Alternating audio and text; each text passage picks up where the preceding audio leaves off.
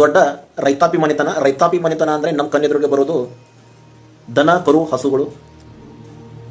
ಆ ರೈತಾಪಿ ಮನೆತನದ ಆ ಯಜಮಾಂತಿಗೆ ಕೇಳ್ತಾರೆ ಒಂದಿನ ಊಟ ಬಡಿಸುವಾಗ, ಏನಮ್ಮ ಇತ್ತೀಚೆಗೆ ಭಾರಿ ಅಡುಗೆ ಚೆನ್ನಾಗಿ ಮಾಡ್ತಾ ಇದೆಯಾ, ರುಚಿಕರ ಮಾಡ್ತಾ ಇದೆಯಾ, ಇದರ ರಹಸ್ಯ ಏನು, ಇದು ನಿನ್ನ ಕೈಗುಣನೋ ಇಲ್ಲ ನೈಗುಣನೋ ಅಂತ ಹೇಳ್ತಾರೆ. ನೈ ಅಂದರೆ ತುಪ್ಪ. ಆವಾಗ ಯಜಮಾನ್ ಹೇಳ್ತಾರೆ, ಇಲ್ಲ ರೀ, ಯಾವ ನೈನು ಯಾವ ತುಪ್ಪನೂ ಇಲ್ಲ, ಇದು ನನ್ನ ಕೈಗುಣ ಅಂತ ಹೇಳಿದಾಗ ಯಜಮಾನ ಮನಸ್ಸಲ್ಲಿ ಬರುತ್ತೆ, ಇದು ಪರೀಕ್ಷೆ ಮಾಡಲೇಬೇಕಂತ ಮಾರನೇ ದಿನದಿಂದ ದನ ಕರು ಹಸುಗಳು ಕಾಡಿಗೆ ಒಂದು ವಾರಗಟ್ಟಲೆ ಅದು ಬರದೇ ಇರೋಂಗೆ ಬಿಡ್ತಾರೆ. ಆವಾಗ ನೆಕ್ಸ್ಟ್ ದಿನದಿಂದ ಆ ಅಡಿಗೆಯಲ್ಲಿ ಉಪ್ಪಿದ್ರೆ ಖಾರ ಇರಲ್ಲ, ಖಾರ ಇದ್ರೆ ಉಪ್ಪಿರಲ್ಲ. ಆವಾಗ ಆ ಮನೆಯ ಯಜಮಾನಿಗೆ ಗೊತ್ತಾಗುತ್ತೆ, ಇದು ನನ್ನ ಹೆಂಡತಿಯ ಕೈಗುಣ ಅಲ್ಲ, ಇದು ತುಪ್ಪದ ಗುಣ, ಅದು ತುಪ್ಪ ಹಾಕಿ ಮಾಡುವಂಥದ್ದು ಟೇಸ್ಟು ಅಂತ ಗೊತ್ತಾಗುತ್ತೆ. ಇದರಿಂದ ನಾವು ಏನು ತಿಳ್ಕೊಬೇಕಾಗಿದೆ ಅಂದರೆ, ನಾನು ನನ್ನದು ಅನ್ನೋದು ಎಲ್ಲೂ ಇಲ್ಲ.